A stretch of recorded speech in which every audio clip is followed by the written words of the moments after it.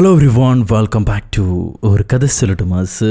My dear സ്വത്തുക്കുട്ടികളെ, കുറെ നാളുകൾക്ക് ശേഷം ഇന്നൊരു അപാര ട്വിസ്റ്റുള്ള മൂവിയാണ് നമ്മൾ കാണാൻ പോകുന്നത്. ഇതൊരു ക്രൈം ത്രില്ലർ തന്നെയാണ്. പക്ഷേ ആദ്യം മുതലേ ഒരുപാട് ലൂപ്പ് ഹോൾസ് കൊടുത്ത് എന്താണ് സംഭവിക്കുന്നത്, ആരായിരിക്കും, എന്തുകൊണ്ടാണ് ഇവിടെ ഇങ്ങനെ സംഭവിക്കുന്നത് എന്നൊക്കെയുള്ള ചോദ്യങ്ങളിലൂടെ തറപ്പിച്ച ഒരാളെ പ്രെഡിക്റ്റ് ചെയ്യാൻ പറ്റാത്ത രീതിയിൽ ഇൻഫർമേഷൻസ് മാറ്റി മാറ്റി കൊടുത്ത് നമ്മളെ കൺഫ്യൂസ് ചെയ്യിച്ച് അതേസമയം ത്രില്ലിങ്ങോട് കൂടെ അവസാനം ക്ലൈമാക്സിൽ എത്തുന്ന ഒരു മൊമെന്റ് ഉണ്ട്. എല്ലാം കൂടെ റിയലൈസ് ആവുന്ന ഒരു മൊമെന്റ്.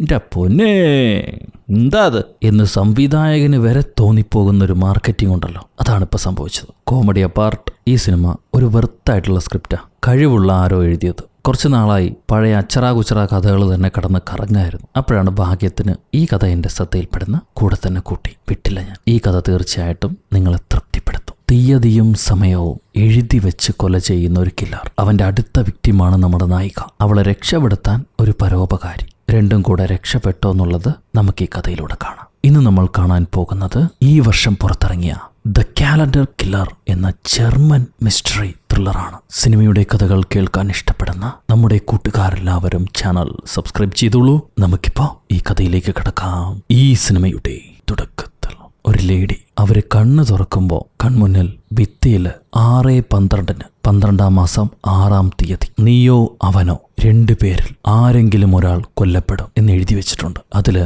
ആ പെണ്ണിന്റെയും അവളുടെ ഭർത്താവിന്റെയും ഫോട്ടോ നടുവിലായി ഒട്ടിച്ചിരിക്കുന്നു. അതിലൊരു ക്രോസ് മാർക്കും ഉണ്ട്. ഇവള് ബേസ്മെന്റിൽ ബോധം കെട്ട് കിടക്കുകയായിരുന്നു. താൻ എങ്ങനെ അവിടെ എത്തിയെന്ന് അവൾക്കറിയില്ല. അവിടെ നിന്ന് ബ്ലാക്ക് ഔട്ട് ചെയ്ത് നിന്റെ മരണ ദിവസം എന്നാണെന്ന് അറിയുന്നത് മുതൽ നീ മരിച്ചു തുടങ്ങുന്നു എന്ന് അവരെ നാട്ടിലെ ഏതോ ഒരു പഴഞ്ചൊല്ല് എഴുതിയിട്ട് കഥ ആരംഭിക്കുകയാണ്. അടുത്ത സീനില് ഇതുപോലെ തന്നെ പല സ്ത്രീകളുടെയും വീടുകളിലോ കാറുകളിലോ ഇങ്ങനെ ഡേറ്റും സമയവും എഴുതി വെച്ചിട്ട് ഈ കില്ലർ ഓരോ പെണ്ണുങ്ങളായിട്ട് കൊന്നുകൊണ്ടിരിക്കുക. പെണ്ണുങ്ങൾ മരിച്ചതിന് ശേഷമാണ് പോലീസുകാർക്ക് ഈ വിവരങ്ങളൊക്കെ അറിയുന്നത്. ഇതുവരെ ആ കില്ലർ പിടിക്കപ്പെട്ടിട്ടില്ല. ഡേറ്റും സമയം എഴുതി വെക്കുന്നതുകൊണ്ട് തന്നെ ആ കില്ലർക്ക് പോലീസുകാർ ഒരു പേര് നൽകി, ദ കാലണ്ടർ കില്ലർ. അങ്ങനെ ജർമ്മൻ നഗരങ്ങളെല്ലാം ഈ ചെന്താമരയെ പേടിച്ചിരിക്കുകയാണ്. ഈ സമയത്ത് രാത്രി വളരെ സമാധാനപരമായ അന്തരീക്ഷമുള്ള ഒരു ഫ്ലാറ്റ്. ആ ഫ്ലാറ്റിനകത്ത് കറുത്ത ടീഷർട്ട് ഇട്ട ഒരു സുന്ദരൻ ജർമ്മൻ സായിപ്പ്, ഇദ്ദേഹമാണ് കഥയിലെ നായകൻ. ഹീറോയുടെ ജോലി എന്താണെന്ന് വെച്ചാൽ വാക്ക് മീ ഹോം എന്ന ഹെൽപ്പ് ലൈനിലൂടെ ജനങ്ങളെ സഹായിക്കുക. അതായത് ആ നാട്ടിലൊക്കെ ഒരുപാട് ക്രൈമുകൾ നടക്കും വൈകുന്നേര സമയത്ത്. അപ്പൊ വീട്ടിലേക്ക് ജോലി കഴിഞ്ഞോ എന്തെങ്കിലും ആവശ്യം കഴിഞ്ഞോ തിരിച്ചു പോകുന്നവര് എന്തെങ്കിലും കുഴപ്പത്തിൽ പെടുകയോ ഭീഷണിയിൽ പെടുകയോ ആണെങ്കിൽ അവർക്ക് ഈ വാക്ക് മീ ഹോമിലേക്ക് വിളിക്കാം, സഹായം ചോദിക്കാം. എമർജൻസിയിലേക്ക് വിളിക്കുന്നത് എന്തെങ്കിലും വലിയ ഇഷ്യൂ ഉണ്ടെങ്കിലല്ലേ. ഇതിലാവുമ്പോൾ ചുമ്മാ വിളിക്കാം, ഏട്ടാ സുഖല്ലേ, എനിക്ക് പേടിയാവുണ്ടെന്നൊക്കെ പറഞ്ഞ് സംസാരിക്കാം. അങ്ങനെ ഒരു ജനമൈത്രി ഹെൽപ്പ് ലൈൻ നമ്പറാണ് ഈ വാക്ക് മീ ഹോം എന്ന ഹെൽപ്പ് ലൈൻ. വൈകുന്നേരം 8 മണി മുതൽ 2 മണി വരെ, പുലർച്ചെ 2 മണി വരെയാണ് ഇത് പ്രവർത്തിക്കുന്നത്. വേണമെങ്കിൽ വിളിക്കൂ. അപ്പൊ ഇതിൽ ജോലി ചെയ്യുന്ന ഹീറോയ്ക്ക്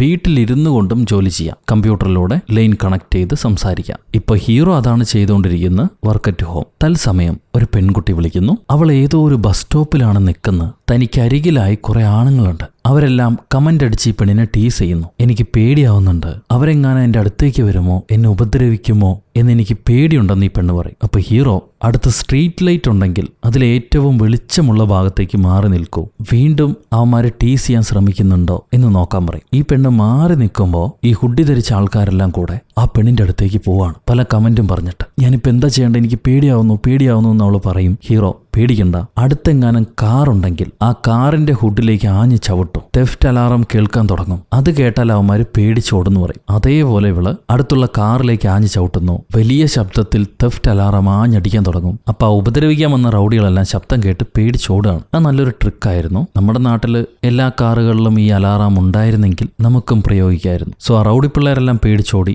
ഈ പെൺകുട്ടി നന്ദി പറയും. ഹീറോ കോൾ കട്ട് ചെയ്യണ്ട, ബസ്സിൽ കയറുന്നത് വരെ വെയിറ്റ് ചെയ്യൂ, അത് കഴിഞ്ഞിട്ട് പോയാൽ മതി എന്ന് പറയും. ആ പെണ്ണ് നന്ദി പറഞ്ഞ് അടുത്ത ബസ് വരുന്നു. അതിലേക്ക് കയറി സേഫ് ആയിട്ട് ഇരുന്നതിന് ശേഷമാണ് കോൾ കട്ട് ചെയ്യുക. ഇതിനിടയിൽ ഹീറോയുടെ വീടിനകത്ത് ആരോ കയറിയതുപോലൊരു ശബ്ദം. അത് തോന്നിയതായിരിക്കും വിചാരിച്ചിട്ട് ഹീറോ വീണ്ടും വർക്ക് ചെയ്യാൻ തുടങ്ങും. ഇപ്പൊ കോളൊന്നുമില്ല, എന്നാൽ കുറച്ചു നേരം TV കാണാന്ന് പറഞ്ഞിട്ട് ആള് വന്ന് ഹാളിൽ TV ഇട്ട് കണ്ടുകൊണ്ടിരിക്കുക. അപ്പൊ ഈ കാലണ്ടർ കില്ലറുടെ ന്യൂസ് വരുന്നുണ്ട്. അതില് പോലീസുകാർക്ക് അടയാളമായിട്ട് കിട്ടിയിരിക്കുന്നത് ഈ കില്ലറുടെ കയ്യൊക്കെ കൈയക്ഷരം മാത്രമാണ്, ആ എഴുത്ത് മാത്രമാണ്. ഈ കൈയക്ഷരമുള്ള ആരെങ്കിലും നിങ്ങൾക്ക് പരിചയമുണ്ടെങ്കിൽ, പെട്ടെന്ന് ഓർമ്മ വരുന്നുണ്ടെങ്കിൽ ഉടനെ പോലീസിൽ അറിയിക്കുക എന്ന് TV ന്യൂസിൽ പറയുന്നുണ്ടാവും. ഹീറോ ആ ന്യൂസൊക്കെ കണ്ടു കഴിഞ്ഞ് തന്റെ മകളുടെ അടുത്തേക്ക് പോകുന്നു. അവളിപ്പോൾ പനിച്ച് കിടക്കായിരിക്കും. ഷീറ്റൊക്കെ പുതച്ചു കൊടുത്തിട്ട് വീണ്ടും വന്ന് കമ്പ്യൂട്ടറിന് മുന്നിലിരിക്കുമ്പോൾ പുതിയൊരു കോള് വരുന്നു. Hello, this is the walk me home help line. ഞാൻ എങ്ങനെയാണ് നിങ്ങളെ സഹായിക്കേണ്ടത്? ഹീറോ കോൾ അറ്റൻഡ് ചെയ്തു. പക്ഷേ വിളിച്ച ആള് സംസാരിക്കുന്നില്ല. ഒരു പെണ്ണിന്റെ കിതപ്പ് ശബ്ദം മാത്രമേ കേൾക്കുന്നുള്ളൂ.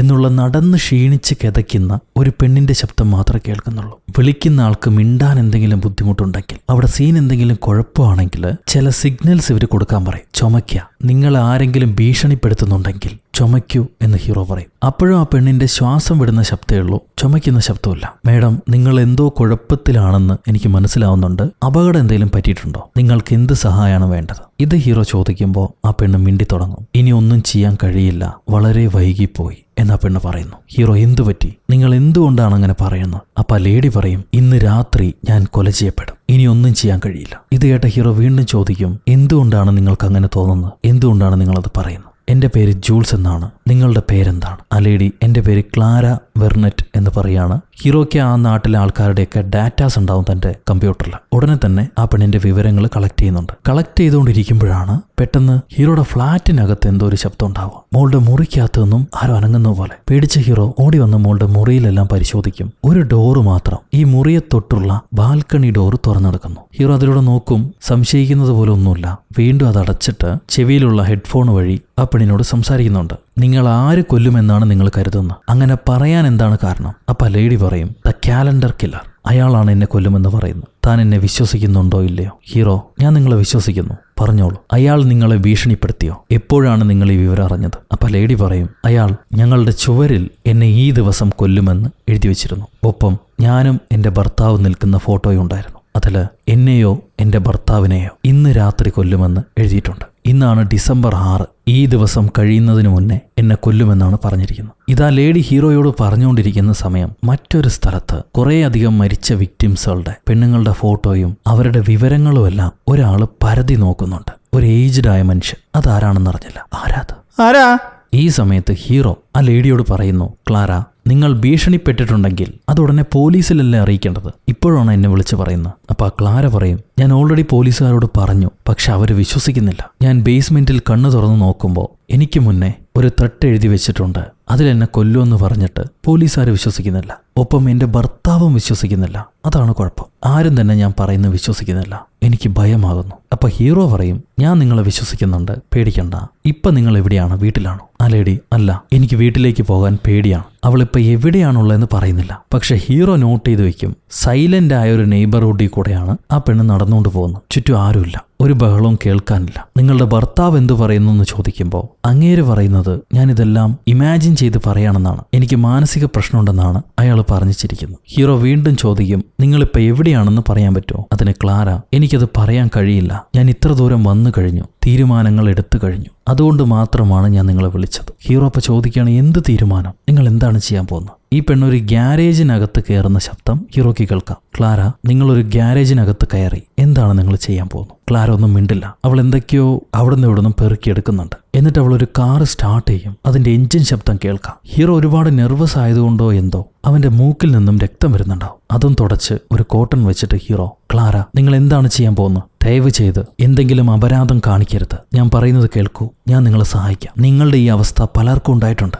ഞാൻ ഇതിനു മുന്നേ ഫയർ ഡിപ്പാർട്ട്മെന്റിലാണ് വർക്ക് ചെയ്തിരുന്നത്. അപ്പോൾ പേടിച്ച് വിളിക്കുന്ന പലർക്കും, മേജർ ഡിസ്ട്രസ് ഉണ്ടായിരുന്ന പലർക്കും ഈ അവസ്ഥ വന്നിട്ടുണ്ട്. അവർ നെർവസ് ആയിരിക്കുമ്പോൾ, ഒരുപാട് കൺഫ്യൂസ്ഡ് ആയിരിക്കുമ്പോൾ തെറ്റായ തീരുമാനങ്ങൾ എടുക്കും. ഞാൻ നിങ്ങളുടെ പ്രൊഫൈൽ ചെക്ക് ചെയ്തപ്പോൾ കണ്ടത്, ക്ലാര, നിങ്ങൾ ഇതിനു മുൻപും 3 തവണ എമർജൻസിയെ വിളിച്ചിട്ടുണ്ട്. അത് ഡൊമസ്റ്റിക് വയലൻസ് റിപ്പോർട്ട് ചെയ്യാൻ വേണ്ടി വിളിച്ചാണ്. പിന്നീട് ഇല്ലെന്ന് പറഞ്ഞത് ക്ലോസ് ചെയ്തു. അതായത് ആ പെണ്ണിന്റെ വീട്ടില് ഭർത്താവ് ആ പെണ്ണിനെ ഉപദ്രവിക്കുന്നുണ്ട്. ഇത് പറഞ്ഞാണ് പെണ്ണ് വിളിച്ചത്. പക്ഷെ ഇല്ലെന്ന് പറഞ്ഞ് പിന്നീട് ക്ലോസ് ചെയ്തു. എന്നാലും റിപ്പോർട്ട് അവിടെ കാണാം. സോ ഹീറോ ചോദിക്കും, ക്ലാര, തനിക്ക് വീട്ടിൽ ബുദ്ധിമുട്ടുകളുണ്ടോ? അവിടെ എന്താണ് കുഴപ്പം? നിങ്ങളുടെ ഭർത്താവ് ഇപ്പൊ എവിടെയാണ്? അപ്പൊ ക്ലാര ചോദിക്കും, ഞാൻ ഈ സംസാരിക്കുന്നതെല്ലാം റെക്കോർഡഡ് അല്ലേ? അതെ. സോ ഞാൻ ഈ പറയുന്നതെല്ലാം തന്നെ ഡോക്യുമെന്റഡ് ആണ്. ഇന്ന് രാത്രി എനിക്ക് എന്തെങ്കിലും സംഭവിച്ചു കഴിഞ്ഞാൽ ആ ഡോക്യുമെന്റ് പോലീസിൽ അറിയും, നാട്ടിലും അറിയും അല്ലേ? ഹീറോ അതെ അറിയും. പക്ഷെ അതുകൊണ്ട് നിങ്ങൾ എന്തെങ്കിലും കടുങ്കൈ ചെയ്തു പോകരുത്, പ്ലീസ് ചെയ്യരുത് എന്ന് ഹീറോ പറഞ്ഞുകൊണ്ടിരിക്കുന്നുണ്ട്. ഈ സമയം ഒരു വയസ്സായ മനുഷ്യൻ കണ്ണടയൊക്കെ വെച്ച് തൊപ്പിയൊക്കെ വെച്ച് ഏതോ ഒരു അപ്പാർട്ട്മെന്റിലേക്ക് വരും. ആ അപ്പാർട്ട്മെന്റ് കുറച്ച് പണമുള്ളവരൊക്കെ താമസിക്കുന്ന അപ്പാർട്ട്മെന്റാ. അകത്തേക്ക് കയറാൻ പറ്റില്ല. അവിടെ താമസിക്കുന്നവരുടെ പേരുകൾ ലിസ്റ്റ് ചെയ്ത് വെച്ചിട്ടുണ്ട്. അതിൽ നോക്കുമ്പോൾ വെർനെറ്റ് എന്നൊരു പേരുണ്ടാവും. ഇപ്പൊ ഹീറോയ്ക്ക് വിളിച്ച പെണ്ണ്, ഹീറോയിന്റെ പേര് ക്ലാര വെർനെറ്റ് എന്നാണ്. സോ ഹീറോയിൻ അന്വേഷിച്ചിട്ടായിരിക്കണം ഈ മനുഷ്യൻ വന്നിട്ടുണ്ടാവുക. അതാരാണെന്നറിയില്ല, നമുക്ക് നോട്ട് ചെയ്ത് വെക്കാൻ എന്തായാലും. ഈ പുള്ളിക്കാരൻ മൊബൈലിൽ മറ്റൊരു വീടിന്റെ അഡ്രസ്സ് നോക്കിയിട്ട് ഇപ്പൊ അങ്ങോട്ട് പോവാണ് ആ വയസ്സൻ. ആ സമയം ഹീറോ ക്ലാരയോട് ചോദിക്കും, താൻ വീട്ടിൽ അബ്യൂസ് ചെയ്യപ്പെട്ടിട്ടുണ്ടോന്ന്. ക്ലാര അതെ, അബ്യൂസിങ് അല്ല, അതിന് മുകളിലാണത്. സ്വന്തം ശരീരം വലിച്ചു കയറി അതിൽ നിന്ന് ഓടി രക്ഷപ്പെടാൻ തോന്നും, ഉള്ളിൽ തീ ആളി കത്തുന്നത് പോലെ. ഇതിങ്ങനെ കരഞ്ഞുകൊണ്ട് ക്ലാര പറയുമ്പോഴാണ് അവളുടെ മുഖം തന്നെ നമുക്ക് കാണിക്കുന്നത്. ഇപ്പൊ ക്ലാര ഏതോ ഒരു കാട്ടു വീട്ടിലാണ്, ഫാം ഹൗസിൽ. അവിടെ നിന്ന് മെല്ലെ ഫ്ലാഷ് ബാക്കിലേക്ക് പോകുന്നു. ക്ലാര അവളുടെ കഥ പറയാണ്.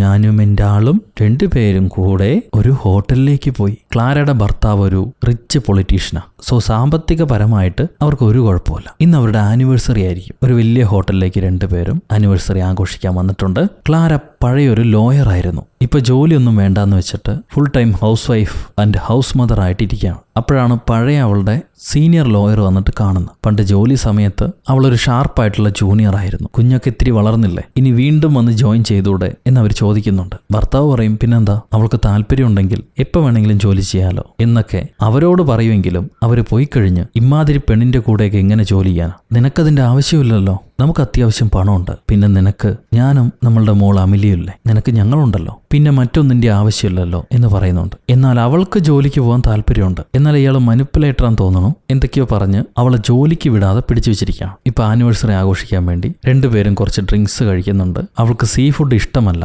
എന്നിട്ടും അവൾക്ക് വേണ്ടി ഇന്ന് സീ ഫുഡാണ് പുള്ളിക്കാരൻ ഓർഡർ ചെയ്തിട്ടുള്ളത്. ഈ ഭക്ഷണം കണ്ട പെണ്ണ് പേടിച്ച് ഗ്ലാസ് തട്ടി മറിക്കുമ്പോൾ, ഹസ്ബൻഡ് നിനക്ക് എന്താ പറ്റിയത്? ഇന്ന് നീ മരുന്ന് കഴിച്ചില്ലേ? ഇതുപോലെ വയലന്റ് ആയിട്ട് ബിഹേവ് ചെയ്യുകയാണെങ്കിൽ വീണ്ടും നിന്നെ കൊണ്ടുപോയി ആശുപത്രിയിൽ പൂട്ടിയിടും. എന്റെ മോൾക്കൊരു പ്രാന്തിയായ അമ്മയുടെ ആവശ്യമില്ല, ദയവ് ഇതിന്റെ മാനം കെടുത്തരുതെന്നും പറഞ്ഞ് ഇയാള് ഭാര്യയെ പേടിപ്പിക്കുക. ക്ലാര കരഞ്ഞുകൊണ്ട് പറയും, എനിക്കൊരു കുഴപ്പമില്ല മാർട്ടിൻ, പ്ലീസ് എന്നെ മോളിൽ നിന്ന് അകറ്റരുത്, ഞാൻ ഇതുപോലെ ഇനി പ്രവർത്തിക്കില്ല, നിങ്ങൾ പറയുന്ന എന്ത് ഞാൻ ചെയ്തോളാം, ദയവ് ചെയ്ത് എന്നെ തിരിച്ചു കൊണ്ടുപോയി ആക്കരുത്. അപ്പൊ ഹസ്ബൻഡ് ചിരിച്ചിട്ട് വീണ്ടും ഭക്ഷണം കഴിക്കാൻ തുടങ്ങുന്നു. ഇന്നൊരു ബേബി സിറ്റർ ഉണ്ട് വീട്ടിൽ. അയാളാണ് കുഞ്ഞിനെ നോക്കിക്കൊണ്ടിരിക്കുന്നത്. വിർഗോ എന്നാണ് പേര്. വിർഗോ എത്ര നേരം വീട്ടിലുണ്ടാവുമെന്ന് ചോദിക്കുമ്പോൾ നമ്മൾ പോകുന്നവരെ അവനുണ്ടാവും, കുഴപ്പമൊന്നുമില്ല എന്നവള് പറയും. അപ്പൊ ഇന്ന് നിനക്ക് ഒരു പ്രത്യേക അനുഭവം ഞാൻ സർപ്രൈസായി മാറ്റി വെച്ചിട്ടുണ്ട്, നമ്മുടെ ആനിവേഴ്സറി പ്രമാണിച്ച് വായോ അങ്ങോട്ട് പോവാന്ന് പറഞ്ഞ് ക്ലാരയുടെ ഭർത്താവ് മാർട്ടിൻ ക്ലാരയെ വിളിച്ചുകൊണ്ട് ഈ ഹോട്ടലിന്റെ പുറകുവശത്തേക്ക് വരുന്നു. അവിടുന്ന് ഒരു പ്രത്യേക ലിഫ്റ്റിൽ കയറി ഇവരൊരു പ്രൈവറ്റ് ക്ലബിലേക്ക് വരും. ആ ക്ലബിനകത്തേക്ക് എൻ്റർ ആവുമ്പോൾ തന്നെ ഹീറോയിന് എന്തോ ഒരു കുഴപ്പമുള്ളതായിട്ട് ഫീൽ ചെയ്യുന്നുണ്ട്.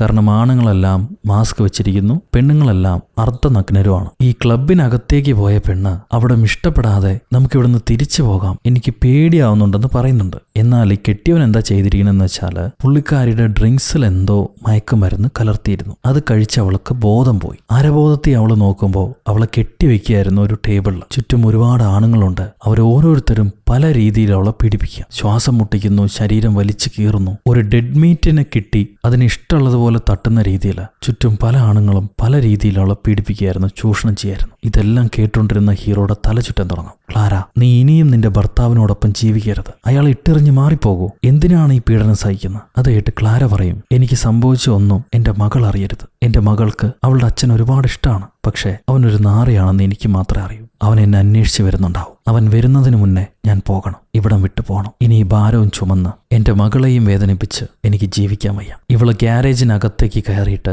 ഗ്യാരേജിന്റെ ഡോറും ക്ലോസ് ചെയ്യും, കാറിന്റെ ഡോറും തുറക്കും. ഈ രണ്ട് ശബ്ദവും കേട്ട ഹീറോയ്ക്ക് സംതിങ് ഫിഷി ആയിട്ട് മണക്കുന്നുണ്ട്. ക്ലാര, നീ എന്താണ് ചെയ്യാൻ പോകുന്നു? ദയവ് ചെയ്ത് പറയൂ, ഞാൻ നിന്റെ കൂടെയുണ്ട്, അപരാധമൊന്നും കാണിക്കരുത്. അത് കേട്ട് ക്ലാര പറയും, ഇനി ഞാൻ ചെയ്യാൻ പോകുന്നതിന് നിങ്ങളുടെ കൂട്ട് വേണ്ട, അത് ഞാൻ ഒറ്റയ്ക്കാണ് ചെയ്യേണ്ടത്. ഹീറോ, ക്ലാര പ്ലീസ് വേണ്ട വേണ്ട എന്ന് പറയുന്നുണ്ട്. ഈ പെണ്ണ് അത് കേൾക്കാതെ കാറിനകത്തേക്ക് കയറിയിട്ട് എഞ്ചിൻ റേസ് ചെയ്യാൻ തുടങ്ങും. ഹീറോ, ക്ലാര, നിന്റെ മകൾക്ക് വലിയൊരു വേദനയാണ് നീ നൽകാൻ പോകുന്നത്, അവൾ നിന്നോട് ക്ഷമിക്കില്ല, ദയവ് ചെയ്ത് നീ ഇത് ചെയ്യരുത്. ഹീറോയ്ക്ക് മനസ്സിലായി അവൾ എന്താ ചെയ്യാൻ പോകുന്നതെന്ന്. അവൾ എഞ്ചിൻ സ്റ്റാർട്ട് ചെയ്ത് അതിലെ പുക കാറിനകത്തേക്ക് തന്നെ പമ്പ് ചെയ്യുകയാണ്. എന്നിട്ട് അത് ശ്വസിച്ച് മരിക്കാൻ വേണ്ടി. പണ്ടത്തെ ഒരു അജിത്തിന്റെ സിനിമയിൽ ഇങ്ങനെ ഉണ്ടായിരുന്നു. ഇപ്പൊ പെണ്ണ് കോള് കട്ട് ചെയ്യും. അവളുടെ ബോധം മെല്ലെ മെല്ലെ നഷ്ടപ്പെട്ടുകൊണ്ടിരിക്കുകയാണ്. അപ്പോഴാണ് ആ ക്ലബിൽ നിന്ന് ക്ലാര എങ്ങനെയാണ് രക്ഷപ്പെട്ടതെന്ന് കാണിക്കുന്നത്. അവൾ ഒരുപാട് പേര് പീഡിപ്പിച്ച് കഴിഞ്ഞ് ബോധം പോയപ്പോൾ മരുന്ന് വെക്കാൻ വേണ്ടി ആ ക്ലബിൽ ജോലി ചെയ്ത പെണ്ണിന് കൊണ്ടുപോയി കൊടുക്കുകയായിരുന്നു ഭർത്താവ്. ശരീരം മൊത്തം കീറി മുറിഞ്ഞ പാടുകൾ കാണും. പെയിൻ കില്ലർ കൊടുത്തിട്ട് അവിടുത്തെ പെണ്ണ് ക്ലാരയുടെ അവസ്ഥ കണ്ട്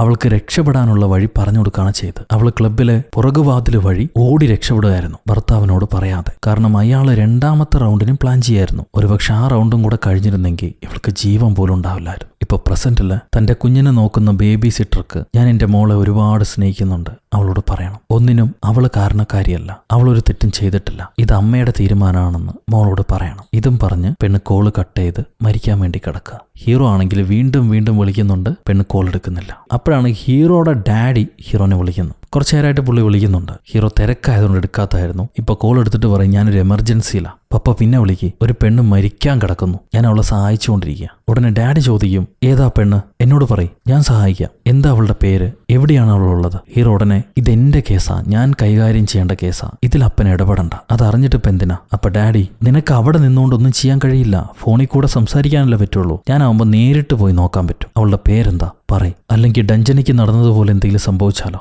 ആ പേര് കേട്ട ഉടനെ ഹീറോയ്ക്ക് ദേഷ്യം വരും. ഒന്നും സംഭവിക്കില്ല, ദയവ് ചെയ്ത് അത് ഓർമ്മിപ്പിക്കണ്ട, ഒന്നും സംഭവിക്കില്ല. അവളുടെ പേര് ക്ലാര എന്നാണ്, ക്ലാര വെർണറ്റ്. ആ പെണ്ണ് സെൻ ഹോട്ടലിലുണ്ടായിരുന്നു ഇന്ന്. അവിടെ എന്തോ ഒരു സീക്രട്ട് പെർവേർട്ട് ക്ലബ്ബുണ്ട്, അതിൽ പീഡിപ്പിക്കപ്പെട്ട് കഴിഞ്ഞ് അവൾ ഓടി രക്ഷപ്പെടുകയായിരുന്നു. ഇപ്പം എവിടെയാണെന്നറിയില്ല. ഡാഡി അവൾ അന്വേഷിച്ച് പോകുമൊന്നും വേണ്ട, ഞാനിത് നോക്കിക്കോളാം, വെറുതെ കൂടുതൽ കുഴപ്പമുണ്ടാക്കണ്ട, ശരി എന്നാന്നും പറഞ്ഞിട്ട് ഹീറോ കോള് കട്ട് ചെയ്യും. ഈ സമയത്ത് ക്ലാരയ്ക്ക് തൻ്റെ മോളുടെ ഓർമ്മകൾ വീണ്ടും വീണ്ടും വന്ന് അവൾ ബോധത്തിലേക്ക് തിരിച്ചു വരുന്നു. അപ്പോഴാണ് തൻ്റെ മോളെ തനിയെ വിട്ട് താൻ മരിക്കാൻ പാടില്ല, അത് മോശമാണെന്നുള്ള തീരുമാനത്തിൽ അവൾ എത്തുക. ഉടനെ എങ്ങനെയൊക്കെയോ കാറിന്റെ ഡോറ് തുറന്ന് അവൾ പുറത്തേക്ക് ഇറങ്ങി, മുഖമെല്ലാം കഴുകി കാരേജും തുറന്ന് നല്ലവായി ശ്വസിച്ചിട്ട് നേരെ ആ ഫാം ഹൗസിനകത്തേക്ക് വന്ന് വസ്ത്രം മാറി അവിടുത്തെ ലൈറ്റ് എല്ലാം ഓഫ് ചെയ്തതിന് ശേഷം ഹീറോയെ വിളിക്കും. കോളെടുത്ത ഹീറോ ഷോക്കായിട്ട്, ക്ലാര, ഞാൻ എത്ര തവണ വിളിച്ചു, ഞാൻ തന്നെ പ്രതീക്ഷിച്ചിരിക്കുകയായിരുന്നു, ഭാഗ്യം തനിക്കൊന്നും സംഭവിച്ചില്ല, ഇനി ഇങ്ങനെ മണ്ടൻ തീരുമാനങ്ങൾ എടുക്കരുത്, താനിപ്പോൾ എവിടെയാണ്? അത് കേട്ട് ക്ലാര പറയും, ഞാനിപ്പോൾ ഉള്ള സ്ഥലം ആ കാലണ്ടർ കില്ലർക്ക് അറിയില്ല, ഇവിടെയാണ് സേഫ്, അതുകൊണ്ടാണ് ഞാൻ ഇങ്ങോട്ട് വന്നത്. ഹീറോ, താനിപ്പോൾ പോയിക്കൊണ്ടിരിക്കുന്ന അനുഭവിച്ചുകൊണ്ടിരിക്കുന്ന അവസ്ഥ എനിക്കറിയാം, എക്സാക്ട്ലി എനിക്കറിയാം. തന്നെപ്പോലെ പീഡനം അനുഭവിച്ചുകൊണ്ടിരുന്ന ഒരുപാട് സ്ത്രീകളുമായിട്ട് ഞാൻ സംസാരിച്ചിട്ടുണ്ട്. ക്ലാര ചോദിക്കും, എന്നിട്ട് അവരെയെല്ലാം തനിക്ക് രക്ഷപ്പെടുത്താൻ കഴിഞ്ഞോ? ഹീറോ, ഞാൻ ശ്രമിച്ചിട്ടുണ്ട്, പലതവണ ശ്രമിച്ചിട്ടുണ്ട്, രക്ഷപ്പെടുത്തിയിട്ടുണ്ട്. എന്നാൽ ഒരു തവണ ഞാൻ പോലീസിന് ഇൻഫോം ചെയ്യുമ്പോഴേക്കും അവരെത്തുമ്പോഴേക്കും എല്ലാം കഴിഞ്ഞിരുന്നു. എന്തുകൊണ്ടാണ് പെണ്ണുങ്ങൾ ഈ അവസ്ഥയിലേക്ക് തള്ളപ്പെടുന്നത്? അവർക്കെല്ലാം ഇട്ടെറിഞ്ഞ് സ്വതന്ത്രരായിട്ട് പോയിക്കൂടെ? എന്തുകൊണ്ടാണ് വീണ്ടും വീണ്ടും ഈ പീഡനത്തെ തലയിലേറ്റി നടക്കുന്നത്? ഈ കാലഘട്ടത്തും ഇട്ടെറിഞ്ഞു പോയിക്കൂടെ? അത് കേട്ട് ക്ലാര പറയും, അങ്ങനെ എല്ലാവർക്കും കഴിയില്ല. ചിലർ ഫിനാൻഷ്യലി ഡിപ്പെൻഡന്റ് ആയിരിക്കും, ചിലർക്ക് തന്റെ കുട്ടികളെ പിരിയാൻ കഴിയില്ല, ചിലർക്ക് മാനക്കേടായിരിക്കും, ചിലർക്ക് ഇത് കഴിഞ്ഞ് ഇനി എങ്ങോട്ട് പോകണം എന്നറിയില്ല, ചിലരെ ബ്ലാക്ക് മെയിൽ ചെയ്യും, എന്നെ ചെയ്യുന്ന പോലെ. അങ്ങനെ ഓരോരുത്തർക്കും ഓരോ അവസ്ഥയാണ്. അതുകൊണ്ട് സഹിച്ചും പുറത്തും അപമാനപ്പെട്ടവർ മുന്നോട്ട് പോകും. അവസാനം പറ്റാതാകുമ്പോൾ ഒന്നുകിൽ ആത്മഹത്യയോ കൊലപാതകമോ രണ്ടിലെന്തെങ്കിലും ഒന്ന് സംഭവിക്കും. അപ്പൊ ഹീറോ തന്റെ ഈ മിസറിയാണ് ഇല്ലാതാക്കേണ്ടത്, അല്ലാതെ ജീവിതമല്ല. ഞാൻ തന്റെ കൂടെ ഉണ്ട്. അത് കേട്ട് ക്ലാര ചോദിക്കും, എന്നോട് താൻ എന്തിന് ഇത്ര താല്പര്യം കാണിക്കുന്നു? എന്റെ ജീവൻ രക്ഷപ്പെടുത്താൻ ഞാൻ അതിനു മാത്രം തനിക്ക് പ്രിയപ്പെട്ടതല്ലോ. അത് കേൾക്കുമ്പോൾ ഹീറോ പറയും, തന്റെ അവസ്ഥയിലൂടെ ഞാൻ ജീവിതത്തിലും കടന്നുപോയിട്ടുണ്ട്. എനിക്കൊരു മോളുണ്ട്, ഫാബിയന എന്നാ പേര്. അവളുടെ അമ്മ, എന്റെ ഭാര്യ, ആത്മഹത്യ ചെയ്തു. അവൾക്ക് മാനസിക അസ്വസ്ഥതകൾ ഉണ്ടായിരുന്നു. ബർജർ ഹോൾ ഹോസ്പിറ്റലിലായിരുന്നു അവളെ ചികിത്സിച്ചുകൊണ്ടിരുന്നു. വലിയ ഡിപ്രഷനിലായിരുന്നു എന്റെ ഭാര്യ. ഇത് കേൾക്കുമ്പോൾ ക്ലാര പറയും, ഞാനും അതേ ആശുപത്രിയിലായിരുന്നു. എനിക്ക് ഡിസോസിയേറ്റീവ് ഡിസോർഡർ ഉണ്ടായിരുന്നു. ചില സമയത്ത് റിയൽ അല്ലാത്ത കാര്യങ്ങൾ ഞാൻ കാണും, എന്നാൽ മരുന്ന് കഴിച്ച് ആ അവസ്ഥയ്ക്ക് മാറ്റം ഉണ്ടായി. പക്ഷെ എന്റെ അവസ്ഥയാണ് കീയായി വെച്ച് എന്റെ ഭർത്താവ് എന്നെ ചൂഷണം ചെയ്തുകൊണ്ടിരുന്നു. എന്നെ ആശുപത്രിയിലാക്കും, എന്റെ മകളെ അയാൾ കൊണ്ടുപോകുമെന്ന് പറഞ്ഞ് എന്നെ ഭീഷണിപ്പെടുത്തിക്കൊണ്ടിരുന്നു. ഓരോ തവണയും അത് പറഞ്ഞ് പേടിപ്പിച്ചിരുന്നു. അത് കേട്ട് ഹീറോ പറയും, എനിക്ക് മനസ്സിലാക്കും, എന്റെ ഭാര്യ മരിക്കുന്നെന്ന്. ഡിപ്രഷൻ താങ്ങാൻ കഴിയാതെ അവൾ കയ്യിലെ ഞരമ്പ് മുറിച്ച് ടബിൽ കിടന്ന് ജീവന് വേണ്ടി പെടുകയായിരുന്നു. പക്ഷെ അപ്പം തന്നെയാണ് മറ്റൊരു വിപത്തും കൂടെ എന്റെ വീട്ടിൽ സംഭവിക്കുന്നത്. സീനറിയിൽ ഹീറോയുടെ ഭാര്യ ഒരു കതക് തുറക്കാൻ നോക്കുന്നുണ്ട്, വളരെ അവശ്യമായ അവസ്ഥയിൽ. ആ കതകിന് അകത്ത് നിന്നും തീ ആളി കത്തുന്നതായിട്ട് കാണാം. കതക് തുറക്കാൻ പറ്റാതെ ഈ പെണ്ണ് മരണപ്പെട്ടു പോയി. ഹീറോ ആ സമയത്ത് ഫയർ ആൻഡ് സേഫ്റ്റി ഡിപ്പാർട്ട്മെന്റിലാണ് വർക്ക് ചെയ്തുകൊണ്ടിരുന്നത്. ഒരു കോള് വരുന്നു, ഹീറോയുടെ അപ്പാർട്ട്മെന്റിൽ വലിയൊരു തീപിടുത്തം ഉണ്ടായെന്ന് പറഞ്ഞിട്ട്. ആ കോള് കേട്ട ഉടനെ ജീവനും കയ്യിൽ പിടിച്ച് ഹീറോ തന്റെ വീട്ടിലേക്ക് ഓടി വരികയാണ്. ഓടി വന്ന് നോക്കുമ്പോൾ കത്തി കരിഞ്ഞടക്കുന്ന ഭാര്യയുടെ ശരീരമാണ് ഹീറോ കാണുന്നത്. വീടിന്റെ മറ്റൊരു മൂലയ്ക്ക് തന്റെ രണ്ടാമത്തെ കൊച്ച് ആൺകുട്ടി, അവനും കരിഞ്ഞടക്കുന്നു. താങ്ങാൻ കഴിഞ്ഞില്ല ഹീറോയ്ക്ക്. അമിത ഡിപ്രഷൻ കാരണം ഹീറോയുടെ ഭാര്യ മരണപ്പെടാൻ തീരുമാനിച്ച് കുട്ടികളെ ഒരു മുറിയിൽ പൂട്ടിയിട്ട് കൈ അറക്കുകയായിരുന്നു. പക്ഷെ ആ സമയത്ത് മെഴുകുതിരിയായിട്ട് കളിച്ച കുട്ടികൾ അറിയാതെ വീടിനകത്ത് തീ പടർത്തി. അതിൽ നിന്ന് അവർക്ക് രക്ഷപ്പെടാൻ കഴിഞ്ഞില്ല. ഭാര്യ അവരെ ലോക്ക് ചെയ്ത് വെച്ചിരിക്കല്ലേ, ഇവള് കൈയറക്കുകയും ചെയ്തു. സോ കുട്ടികളുടെ കരച്ചിൽ കേട്ട് ആ ഡോറ് തുറക്കാൻ വേണ്ടി ഭാര്യ ശ്രമിച്ചിട്ടുണ്ട്. എന്നാൽ അവർക്ക് കഴിഞ്ഞില്ല. ആ വീടിന് മൊത്തം തീപിടിക്കുകയും ചെയ്തു. അതിലെ മൂത്ത മോള് മാത്രം ക്ലോസറ്റിനകത്ത് കയറി ഒരു പാതി ജീവനിൽ രക്ഷപ്പെട്ടു. അവള് മാത്രമേ ഉള്ളൂ എനിക്ക് എന്ന് ഹീറോ പറയും. ഇതയാൾ പറഞ്ഞുകൊണ്ടിരിക്കുന്ന സമയത്ത് ക്ലാരയുടെ വീട്ടിലേക്ക് ഒരു കാറ് വരുന്നുണ്ട്. ആരാണെന്ന് അറിഞ്ഞില്ല. ഈ കാറ് വരുന്ന ശബ്ദം കേട്ട് അവള് തിരിയുമ്പോൾ അതേ നേരത്ത് ഹീറോയുടെ വീടിനകത്ത് മറ്റാരോ കയറിയ ശബ്ദം. ഹീറോ കിച്ചണി നോക്കുമ്പോൾ കിച്ചണിന്ന് ഒരു കത്തി മാത്രം കാണുന്നില്ല. അതാരോ എടുത്തിട്ടുണ്ട്. ഹീറോ 1 മിനിറ്റ് ഞാൻ എൻ്റെ വീടൊന്ന് പരിശോധിക്കട്ടെ എന്ന് പറഞ്ഞ് വീടിന് ചുറ്റും നടക്കും. അതേ നേരത്താണ് ക്ലാര ഹാളിന്ന് അവളുടെ തന്നെ ശബ്ദം ഒരു ലാപ്ടോപ്പിൽ കേൾക്കുക.